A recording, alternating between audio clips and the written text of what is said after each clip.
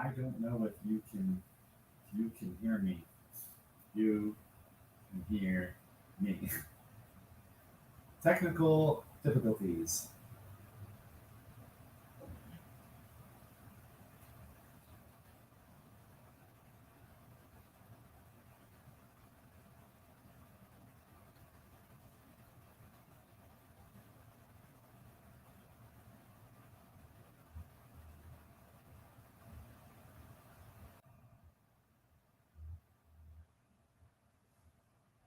Hi. So I don't know if this is working, and I can't start. Thanks a lot for coming. I don't know if you can hear me, so I'm just waiting to hear private chat. Can you hear me?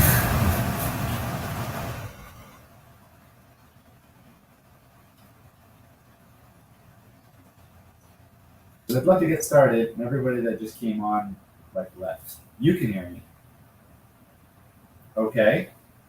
Now I need to know if anybody in Facebook can hear me. So, because there's nobody in Facebook watching right now. People popped on, saw me just sitting there, and they were like, I don't know what this is about, and they left. Which I get it. I, you know, I understand. But I definitely need to know if somebody can hear me. So, um, just going online to the online stream, and I'm going to go into my live feed here because I need for somebody to message me on Facebook to say that they can hear me. Because Lydia is inside.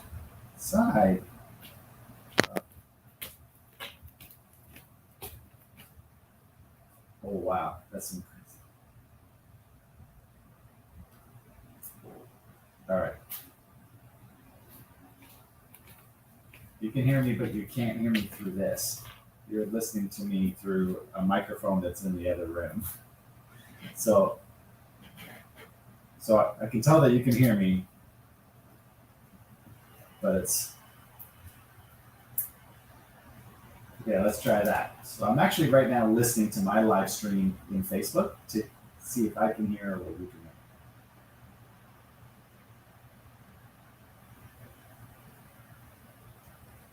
No, it's the sound is picking up from the microphone really far away, and I'm too scared to go forward and record all of this. So let me just try one more thing with the sound default array mic, microphone array audio. Let me try that, see if that sounds any different. Just changing the settings. Sorry, everyone. Yeah, it doesn't sound as usual because this microphone, it's rejecting it. Okay, I'm trying to come up with a backup plan.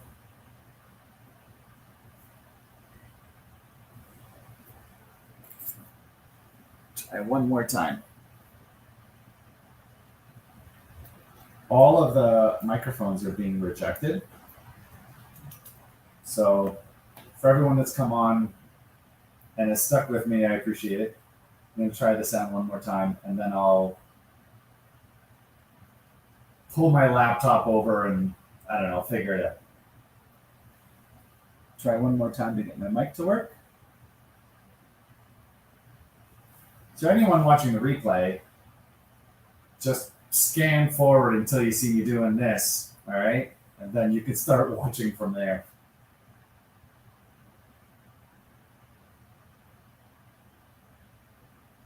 And I know that you can hear me from my laptop, and my laptop is like not in this room. It's like way over there.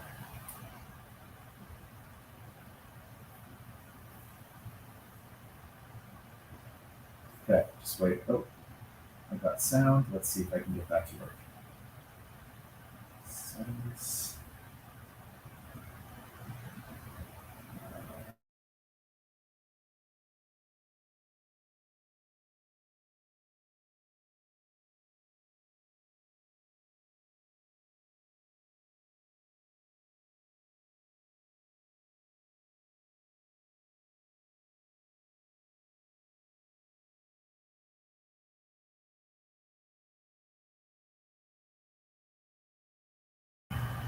Trying this now. Wait for it. No. All right.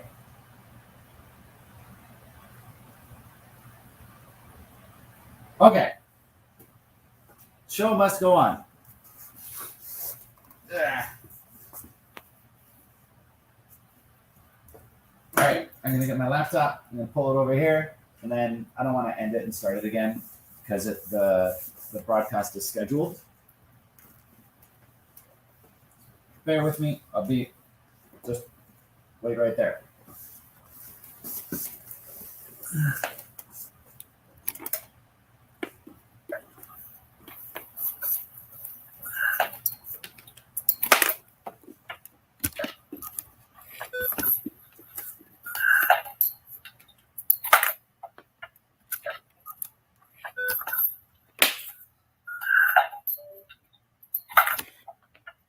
Oh.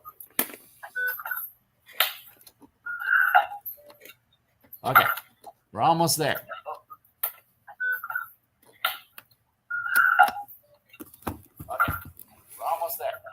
Where is this going now? Oh, that's internet.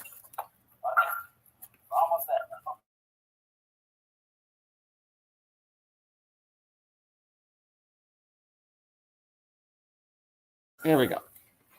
Okay. Now I have to get this.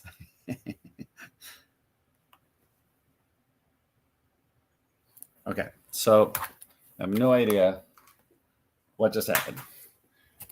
But now I'm trying to get back into my chair. I got all these cables on top of me. All right. All the stuff that you can't see that happens behind this studio. All right. Okay. Hopefully I can close the lid.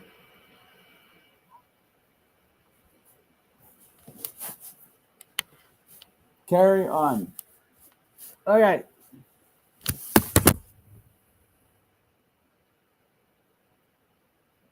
Okay, here we go.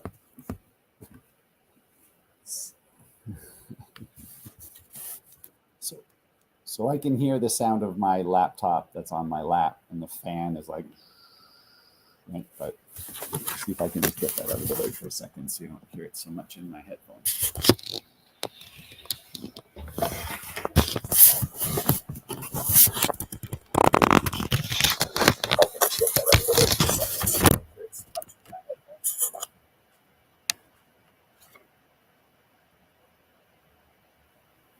Okay.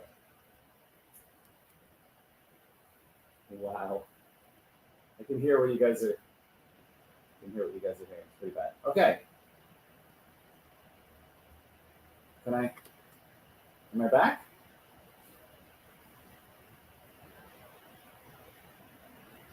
No, it sounds so bad again.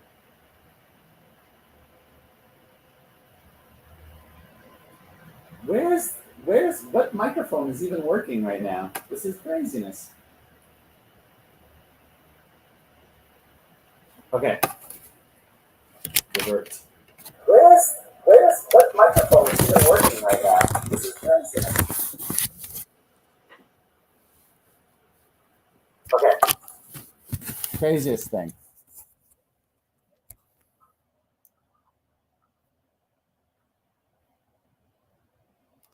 Okay.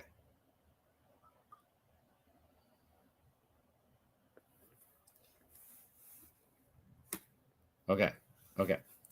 So let's see if we can just do it like this. Good enough. Holy crap. You would have thought that today's topic was how to deal with technical issues and just keep moving. But no. Now I'm listening to myself in the replay. Okay, so I got to just turn off the replay.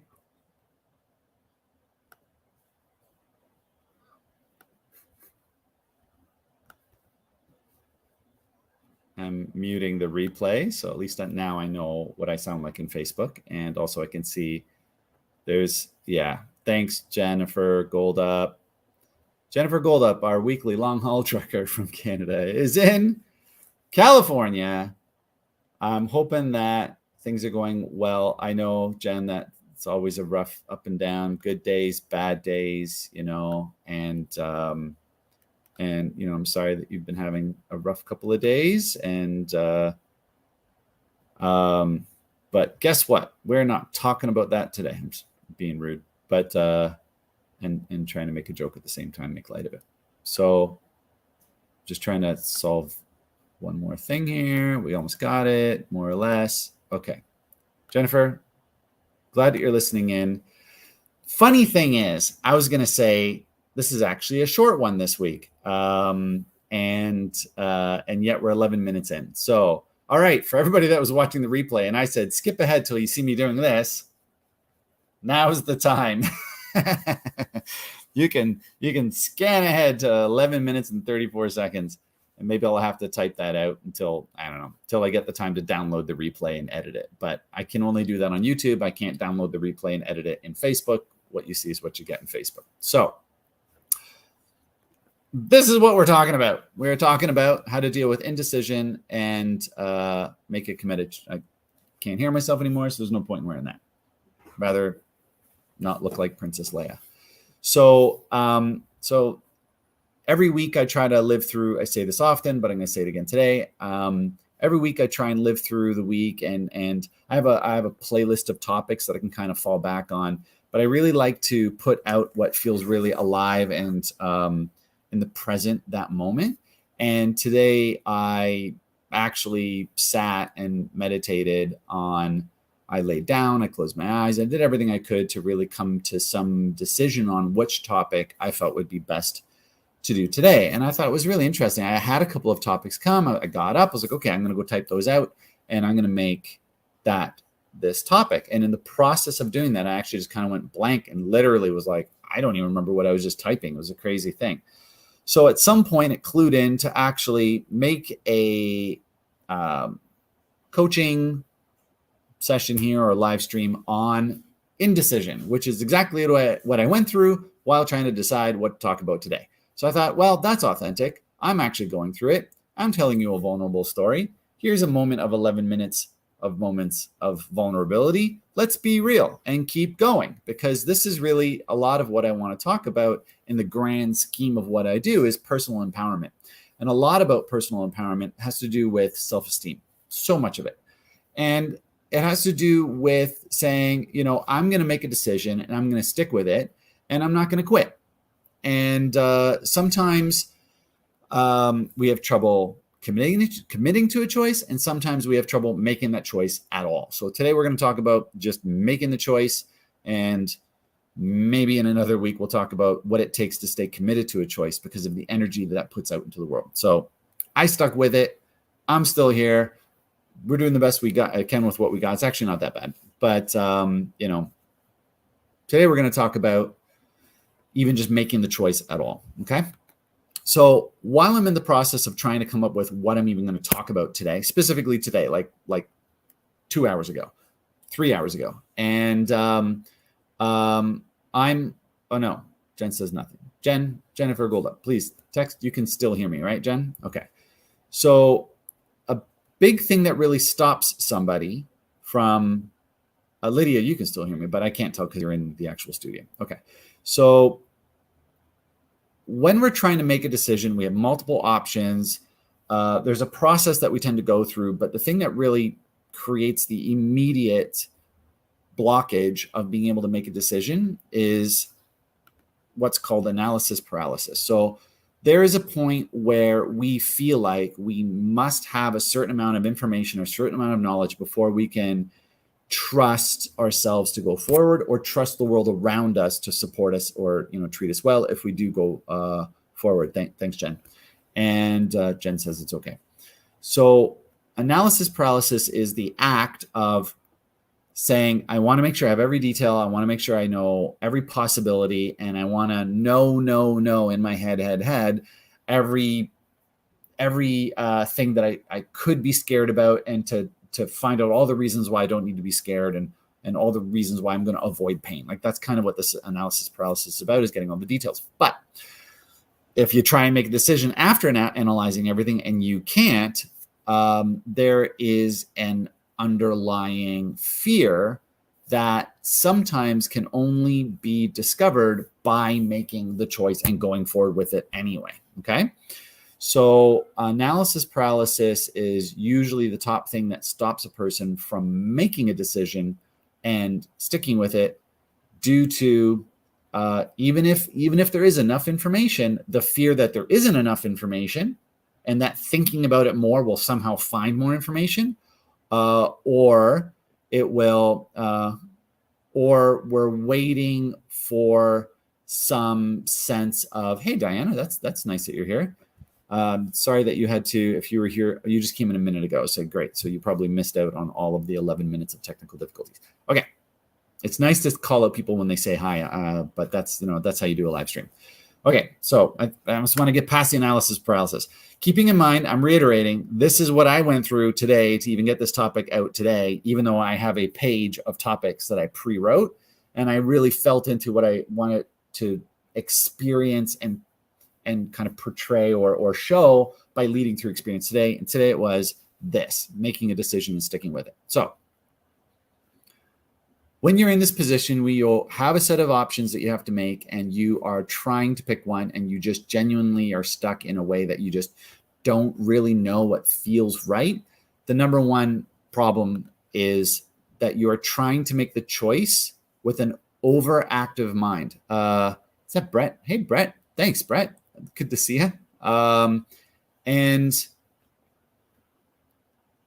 I want to be very careful to point out this word over here around the bottom there, overactive mind. That's different from analytical or trying to just be smart and, make strategic and educated choices. There's nothing wrong with that. That's not what I call overactive. Overactive is when you've already received all of that information and are still feeling like you are still too scared because there might be more information that you need, but you don't have that information. So an overactive mind is like, what if I just keep running over all of the information that I already have in my head and keep looping on the information as if hearing the same data in my head is going to somehow spur on an answer. Okay, so that's an overactive mind or a looping mind. Can anyone out there help me? Michelle, can you help me grab this cable over here and bring it over to me? It's a technical difficulty day, so you're going to bear with that. Yeah, that one. No, that one. Keep going. Nope, that one. And it should reach, right? Yeah. Internet connection, because I can see on my screen that this is gonna get choppy and cut out. And that should switch over in a second. All right. So I'm about to get into some science, some technical information, and I want to make sure that my internet doesn't suddenly cut out, because it's technical difficulty day, and I don't know if it's any kind of retrograde, Mercury, whatever stuff. I don't care. I just keep going anyway. Yeah, okay, great. So here we go. So let's talk about a bit of science about what happens when we have an overactive mind, specifically overactive, okay? Not overanalyzing. It's a slightly different thing. Overanalyzing, maybe it's the same thing. Okay. When we're in a stress response, when we're not sure of what to do, and we stay in a loop of analyzing and reanalyzing and reanalyzing and staying in our brain, we are going to create what is a beta brain state. There are 4 brain states: beta, alpha, theta, and delta, okay? So beta being high and delta being very, very low. So beta is the frequency or speed that your brain is operating in. It's kind of like pulses in the brain. It's a beats per second for your brain. And beta is what we are in pretty much every time that we are actively talking, eyes are open, we're moving our body, and we're making an asserted action. We're taking an action, and we're moving on that action. We have focus, and we can block out other ideas, other options, because we have decided on a goal or a direction, and we're just going to go and do that. Beta is the beta at the lower end of beta, or a slower beta, calmer mind beta, means that we have an action and we're sure and we're confident and we go. But if we start getting stressed, fear starts releasing cortisol, and adrenaline, creates a fight or flight response, and it will boost our beta up into a stress response beta. And a stress response beta is hyper focused and just is on like get away or focus on defending. Okay. This beta region of speed of brain, which is kind of a big range, speeds like something like 14 up to like 40 or 50 something. That's very high frequency bandwidth is beta. And if you try and make a choice while you're in this either stress response or action taking, you will have difficulty making a decision. So just right off the bat, if you're having trouble, you have enough information and you're having trouble picking something and you've analyzed and reanalyzed, chances are you're going from an action beta to a stress beta, and you will not be able to make an action. It'll just feel like cycling or spinning or a sense of being unsure and fear. So we need to go down to an alpha. We'll talk about how to do that next. We need to go down to an alpha, which is a meditative state or a restful state. And in alpha is where we can actually guess at something and be predominantly right. Beta is where we can make a decision about something that we already know, that we actually already know what to do. And if we're in a stress response, we'll second guess it. I'm pretty sure it's this way. Oh, I know it's this way. Is it this way? Oh, am I thinking about this wrong? That kind of cycling or second guessing, that happens in beta. If you find that you're making a decision and second guessing yourself, that's analysis paralysis or overanalyzing. And that happens simply because you are in a stress response. It causes the brain to do that. So breathing, relaxing, taking a pause, going into alpha, into a more restful or even lower alpha meditative state will bring a sense of stillness and calming in the mind where you're not overanalyzing, and it will allow for something closer to what feels like a body intuition in alpha. If you continue to rest, turn off lights, play on certain kinds of meditation music, go into a form of a deeper hypnosis, you're going to get into theta, which is lucid dreaming or sleep. And in these states, it feels like when you're in theta and you're receiving intuition, it feels almost like a voice is coming from outside of your head. It feels like an angel is talking to you, or guidance, divine guidance is coming. And that can come through in more of a theta brainwave state where you could be in a lower theta, you'd be actually sleeping and dreaming without any control of your dreams, and there would be metaphors and meanings, and you'd have to do some interpreting. But if you're at the high end of theta, very close to being awake, that part of theta there is this sense of like visioning and dreaming and imagining, and there's control over it, over the thoughts and choices what to make. But the level of possibilities in this lucid dreaming state are almost infinite. Like many things that would never have been an option to you become an option for you to consider in a lucid dreaming or extremely low, deep meditative state. Delta is what I would consider to be an elite level of meditative experience. It is considered to be something that is achievable only by some monks that have been practicing meditation for 40 years. I've heard some people refer to it as. Delta is something that is dreamless or blackout level, which means if you go into a delta level of sleep, we tend to say, oh man, I crashed so hard, I don't even remember being asleep. That's delta. It's blackout. There's no memory. I've heard it referred to as the dreamless sleep, okay, like a coma. Stuff can happen in delta that when decisions are made there and directions are discovered or intuitively decided upon at the delta level of sleep, we start to see manifestations in the world where people actually react to us. And we see differences in the world when decisions are made at a delta level. That's considered elite. That's an elite level of training, and very few people can actually achieve that. Everybody can, but it requires weeks of practice. Whereas theta is something you can actually reach by just listening to a YouTube channel that has a theta meditation music and having headphones. This is very attainable at this level. Okay. When you are trying to make a decision and you start to have an anxiety response, a stress response, I'm really scared that if I make this choice, that I'm going to miss out on that choice. I'm going to have fear of missing out, FOMO. I'm going to have fear of an actual like loss, a fear that there is some harm that's going to come to you if you pick one and not the other. A sense that you're going to lose control, that if you pick something that you won't have the freedom to back out of it, you'll be trapped. These are all the kinds of things that will create a stress response or a fear response. And that will bump you immediately into a beta stress response. And that stimulates the parasympathetic fight, flight, freeze, or fawn response. I have flight, fight. I usually say fight, flight. And it also triggers, this is very interesting, hyper focus. So in a way, once you've decided on something, going into an active state brings your focus onto the decision. That's a normal thing, and that's a very helpful thing.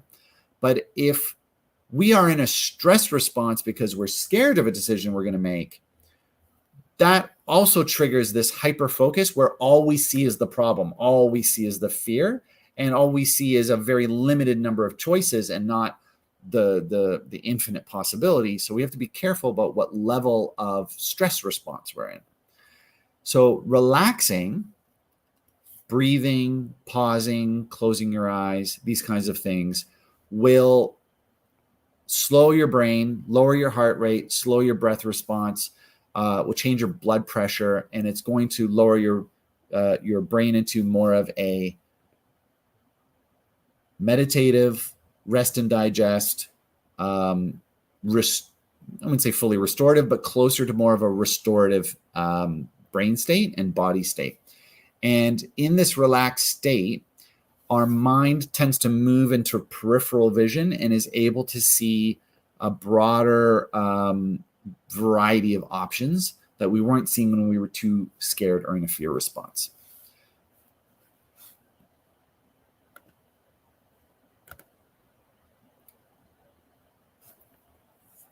Can I read that out loud? Yeah. Okay.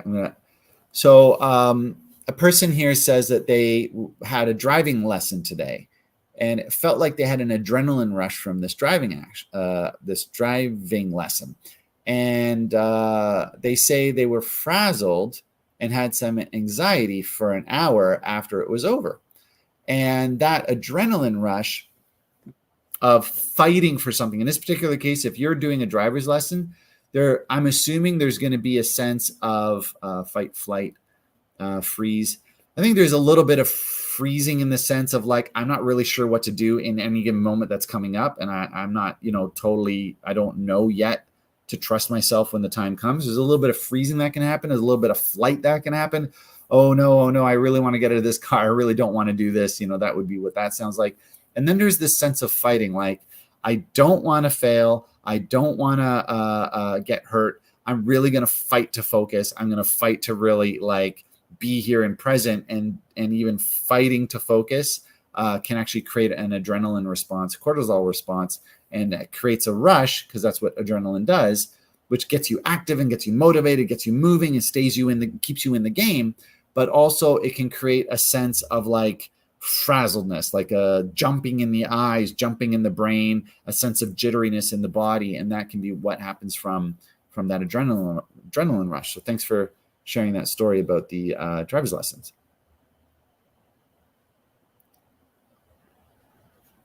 Just reading a comment here. Feeling like I don't know the steps of parking on an incline, even though I have gone through it many times.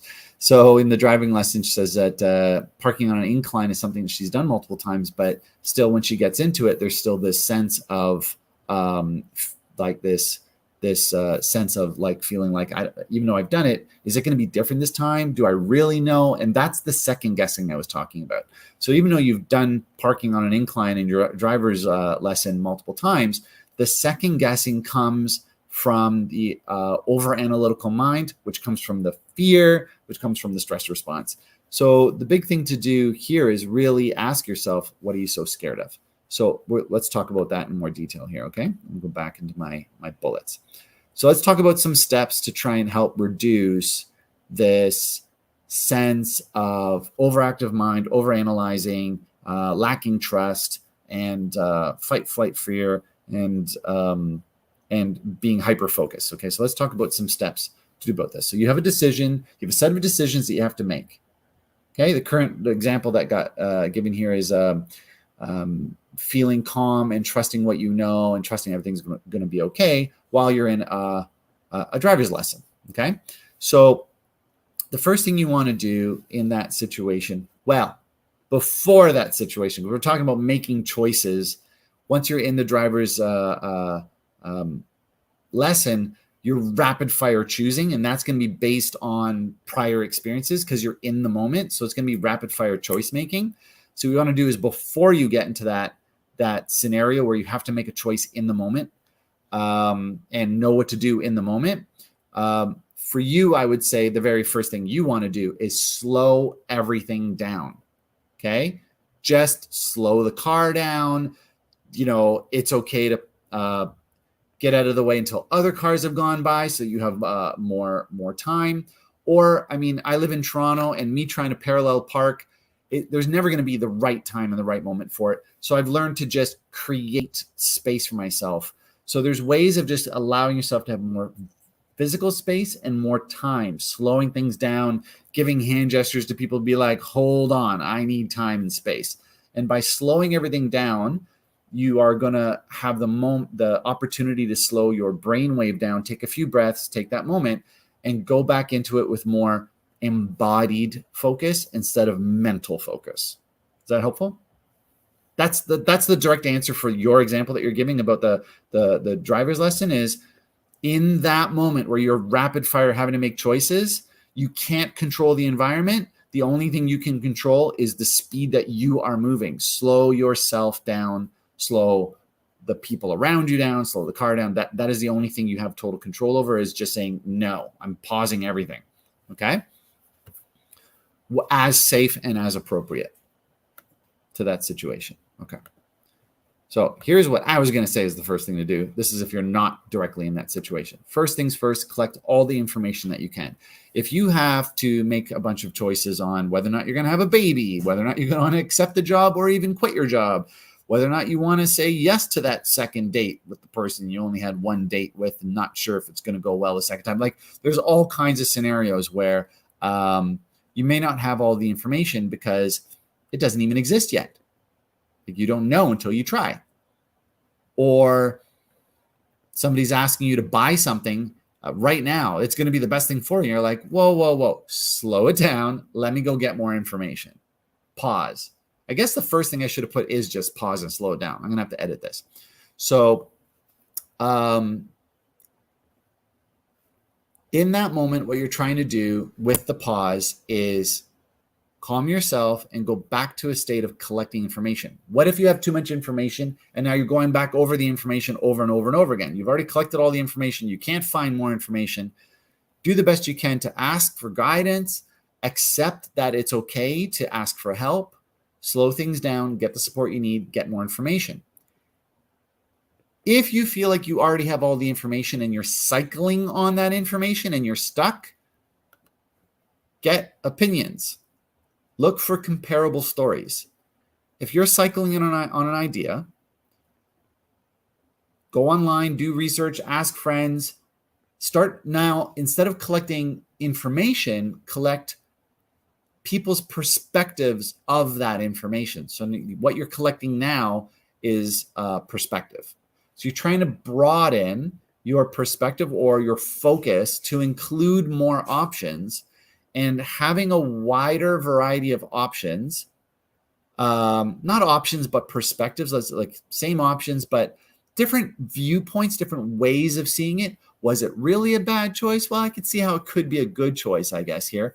You're broadening the way that you're seeing the options by asking for other people's opinions of those options. Good? Clear? So this is now mental simulation. So let's say you have an option. Let's say you have too many options. Okay, you're in Baskin Robbins. It's 31, and it just starts to fluster everybody. And they went in going, "I'm buying chocolate." The second they saw 31 options, they started second guessing themselves. Well, maybe now I don't want chocolate. There's all these other options, and that's that kind of analysis paralysis or overthinking that can happen when there's too many choices. So what we do is if there are many choices and you really don't know which one to do, you've gathered as much information as you can, you've gotten opinions, but you ultimately don't know what's your opinion even after that because you haven't lived through it. You haven't had an emotional response to it. You haven't had a fail and a success to really learn through exposure. So what I recommend here is running mental simulations. Just say, okay, there's 5 options. I'm going to pick option number 1 and run a simulation in my head and imagine what if I choose option number 1 and commit to it? What if I say the other ones are no longer on the table and play through in your mind, what is your emotional response? How does it feel that you made that choice? Does it feel heavier or lighter? Maybe it's more scary, more confusing. That's fine. Keep going. Then in the simulation, when it starts to feel like scary or unsure still, after you've picked the choice, imagine yourself living out that choice. What would I be saying if I made that choice? What do I think people are going to say around me? What am I scared am I going to miss out on? And play that one choice, that one scenario in a simulation in your mind, saying, what if and what else will happen? What else will happen? What could possibly happen? What am I scared of? What am I hopeful for? Play out all the options on that one choice, then put that on the mental shelf and say, okay, played that out. Let's pick option number 2. What if I pick option number 2 and that's the only option I have? What am I going to feel like? Still confused, maybe a little bit unsure, maybe I feel a little bit more freedom. Okay, let's keep playing forward on that. What kind of choices would I have to make now? How would people treat me differently if I made those choices? How do I feel about the repercussions or the outcomes, the effects of that choice that I made? Play out all the scenarios and asking yourself, like, what's the worst that can happen? What's the best that can happen? What are the possibilities?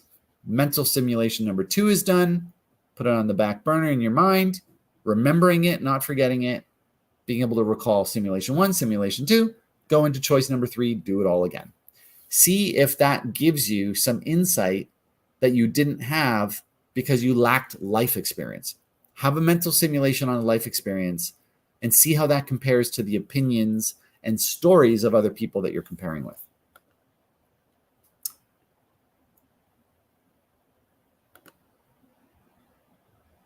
I don't know if I show this or not show this.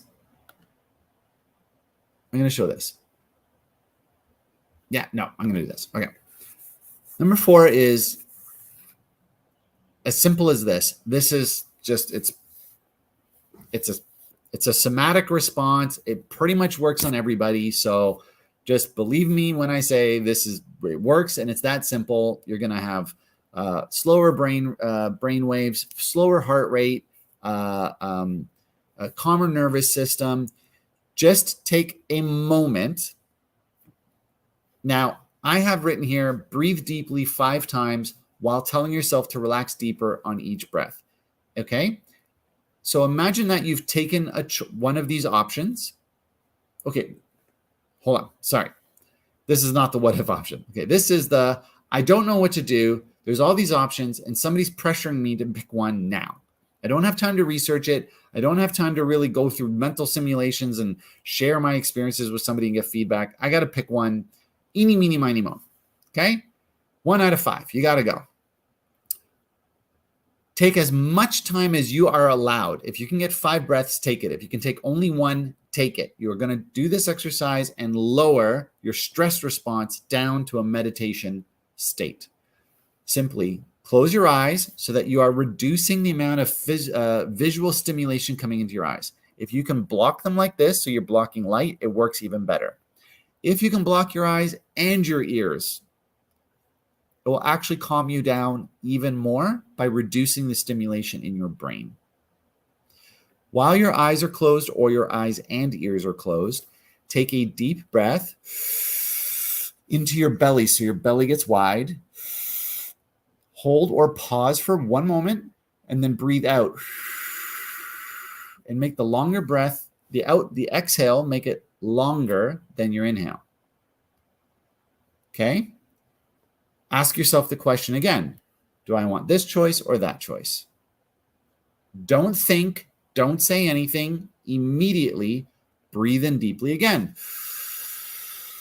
And say to yourself, while you have the inhale in, relax, just relax, relax deeper and deeper, and exhale.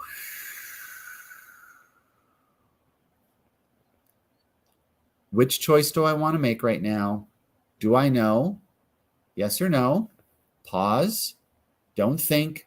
Don't nod. Don't open your eyes. Just feel your body and feel the relaxed state that you're in. That was round 2. Do it again. Fill up your belly. Feel lots of air in you. Even have your shoulders go up. And then mentally say, relax. Just relax. Relax deeper. Exhale. Relax. Relaxing deeper and deeper and deeper. Just because I have Lydia on video, I can see that she is yawning. And believe it or not, science shows us that yawning is actually a sign that you are moving from your parasympathetic stress response into your sympathetic nervous system, and it actually causes yawning. That means you're relaxing. That is actually a sign that your nervous system is releasing stress and you are falling deeper into a state of relaxation, and you'll start to yawn. That is an awesome sign. Let that happen. That means this is working. It's proof that it's working. Relaxing deeper and deeper. How do I feel now? What is the emotion or the intuition that surfaces within me? It will feel like a sense of an idea, a vision, a sense in the body. It will be a sense of a nod or a tension. It will be something that is more physical as the response to, do I want this choice or not? Okay. Don't say, do I want 1, 2, 3, or 5? Do this exercise on, do I want 1? Choice number 1, yes or no. Go through this, feel the response. Then switch to choice number 2. Do I want this choice number 2? Yes or no. Breathe in, relax, yes or no. Feel if there's a reaction in the body. Feel if there's tension or relaxation when you say, I'm choosing choice number 2. I'm saying no to choice number 2. I'm saying yes to choice number 2. I'm saying no to choice number 2. And see what the body's reaction is. It's called an A/B test. Then switch to choice number 3, then number 4, then number 5, and use this breathing and sensing yes or no on each and every of the choice. Okay, not on which of the 5. That's too much thinking, too much to think about. Okay. The key here is that you have to get used to knowing whether your intuition in your body responds with a sense of excitement. Yes, this is totally the one, or stillness. Oh, this makes me so relaxed when I pick this one. This is important. It might be, it's personal and it's specific, so you have to get lots of practice. Do I want to go to the party? I feel so peaceful when I think I want to go to this amazing, exciting dance party. That might be a yes for you. Okay? And for other people, it might be like, oh, I get so excited when I think about the party. Oh, I really want to, I get me so activated. That must be a yes. You got to know which one's yours. Because sometimes when we're like, yeah, I really do want to go to that party. I'm getting so excited. I'm getting so excited and now I'm getting stressed about it. And now I don't know and I'm second guessing myself. Okay, well, maybe the excitement wasn't really, that was actually a stress response instead of an excitement, which was a yes. You got to practice this over and over again and know what your internal response is. Is it calm or is it excitement for that particular scenario? And you'll get to know what some people call your body pendulum or your body meter, okay? Your sensometer. Something that's very important, and coming to the last point here, something that's very important for you to allow yourself in order to relieve stress is, I hear this all the time, what if I pick something and I go through all these exercises and then I get going in it for real, not in my mental simulation. I get going in it, and after I get going, new information comes. Something changes after I say yes. Okay? I said yes and got married to that person. And then after I got married, they started treating me differently at that moment. That's an actual story I've heard a couple of times.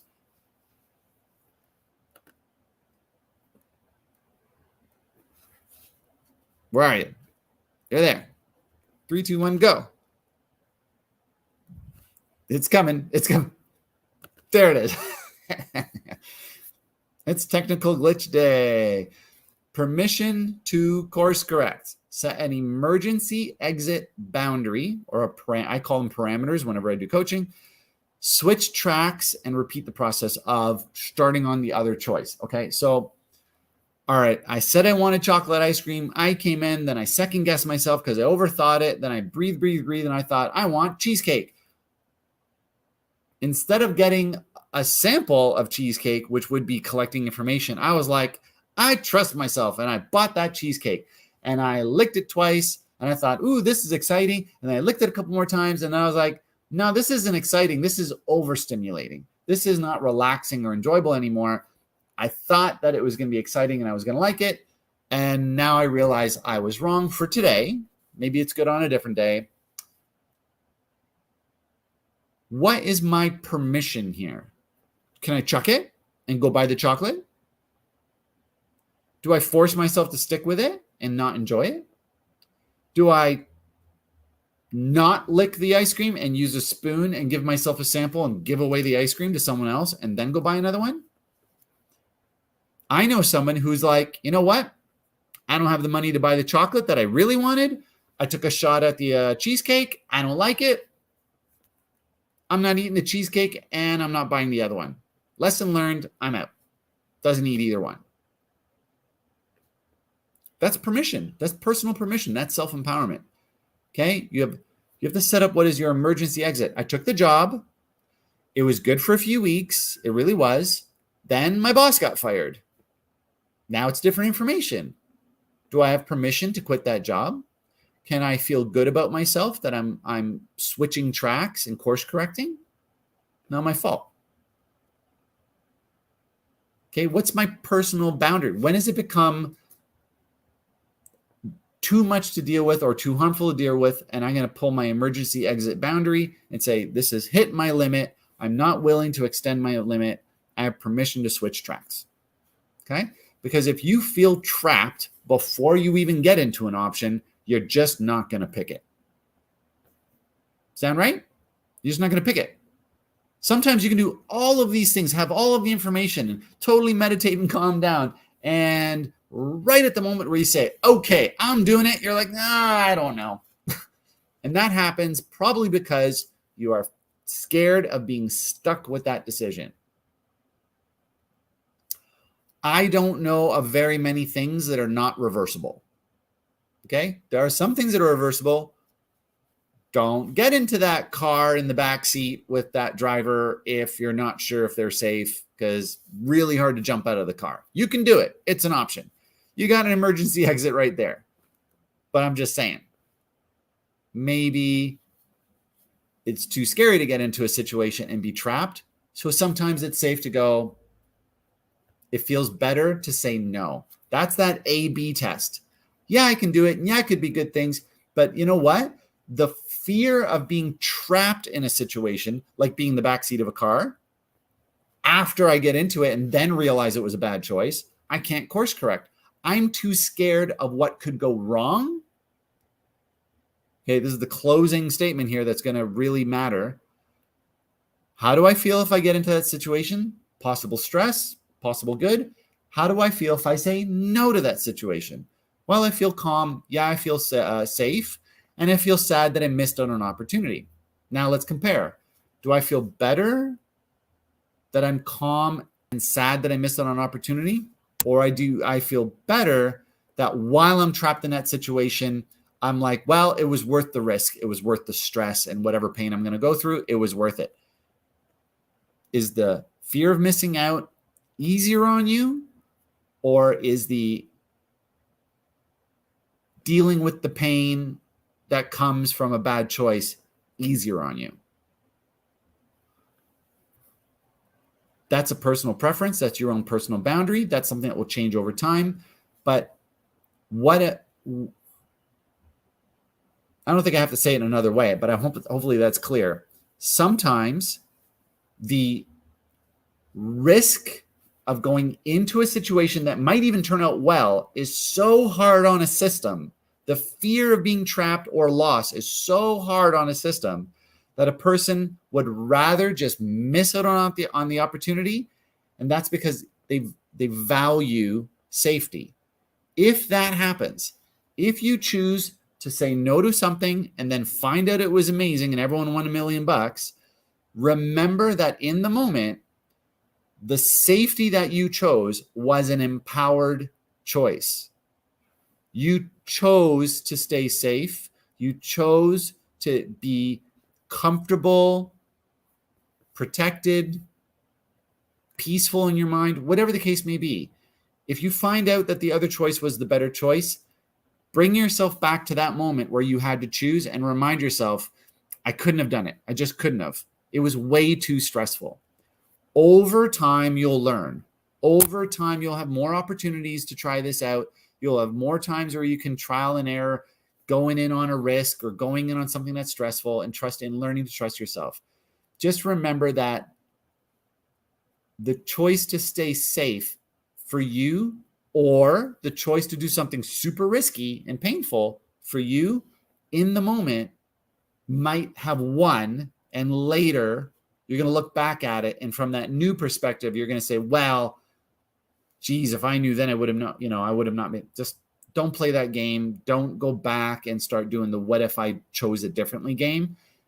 Just move forward and say, that was a learning experience. I did the best I could with what I had. I'm going to learn what those feelings were in my body, and I'm going to pay attention to that the next time this option comes up and see how I react and see what kind of person I am, and just learn about yourself. At some point, it will start to become easy. Nope, bad feeling in my body, that's a no. That's not I've heard some people call it the whole body yes. I was 90% on it, but I really wasn't sure. And I knew that there was no information, like I had to pick it to really get it. And I wasn't a full body yes, so I know I feel better with the safety. I've heard that full body yes. That's their personal boundary before they make a choice on something that there isn't enough information. That's the point of this exercise here of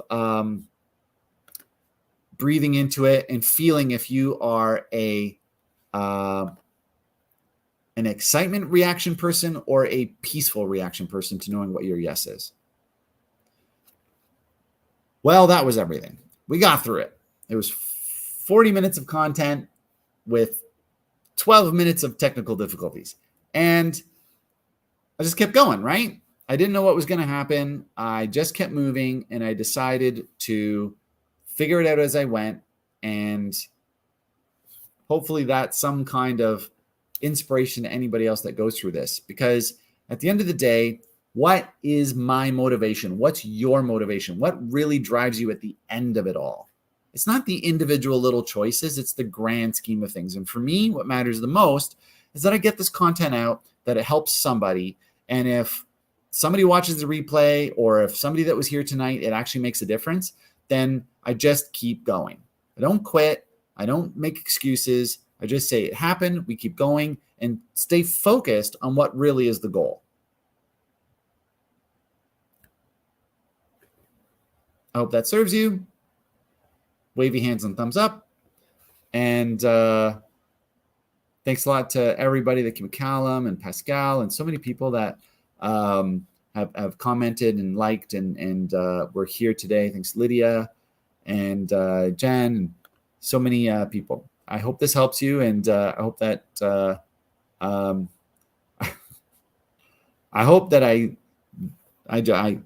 I get the energy and then motivation to download the YouTube version of this and at least clip out the beginning of it for those people. Okay, so I'm just looking at all the messages coming in, just making sure any questions or anything like that. Thanks a lot, Lydia. Thanks. I'm glad it was helpful. And try it out, Lydia. I'd love to hear later if you apply this and see how that affects your decision-making processes. Okay, thanks a lot, everyone. We're going to call that a good one. Have a great week. And goodbye. Much love to you all.